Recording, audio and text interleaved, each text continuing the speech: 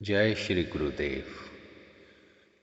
एक शंका मन में ये उठती है कि योग दर्शन में क्रिया योग के अंतर्गत तप, स्वाध्यायीश्वर, प्राणिधानी क्रिया योग कहा गया है, जबकि इसमें कोई क्रिया है ही नहीं, तो इसका भाव क्या है?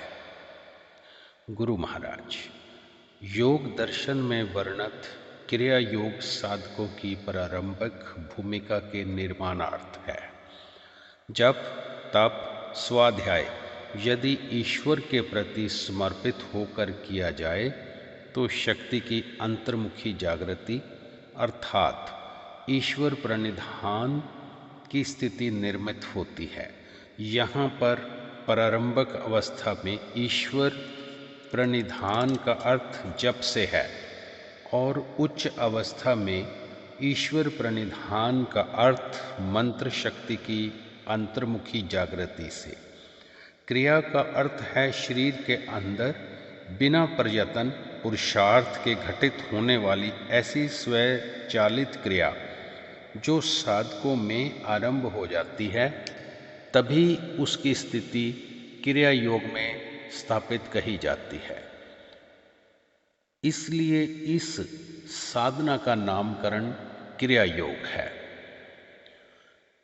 प्रश्न: यह तो आपने योग के आधार पर शक्तिपात की व्याख्या की, क्या भक्ति मार्ग में भी शक्तिपात का कुछ स्थान है?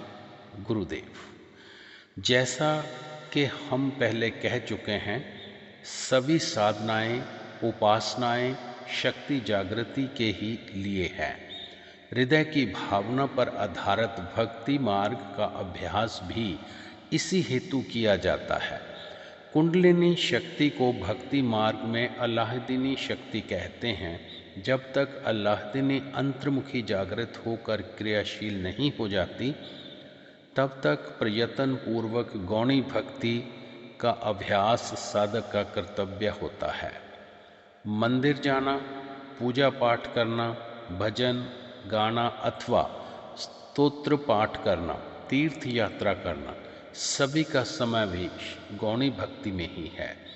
गौणी का अर्थ उस भक्ति से है जो गौण सेकेंडरी हो, किंतु परम प्रेम रूपा भक्ति अथवा स्वयं सिद्ध साधन की प्राप्ति हेतु जिसका अभ्यास किया जाए, अर्थात गौणी भक्ति का अभ्यास ही साधक का अंतिम लक्ष्य नहीं होता, अपितु गौणी भक्ति किसी अन्य मुख्य साधन की प्राप्ति हेतु अवलंबन मात्र होती है। जैसे किसी मकान की छत पर पहुंचने के लिए सीढ़ियों का होना। जैसे जैसे मनुष्य सीढ़ियां ऊपर चढ़ता जाता है, वैसे पीछे छूटी हुई सीढ़ियां गौण हो जाती हैं और मनुष्य उत्तरोत्तर ऊपर चढ़ता जाता है।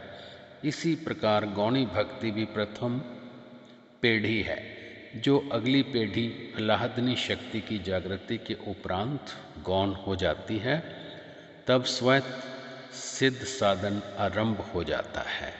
जय गुरुदेव।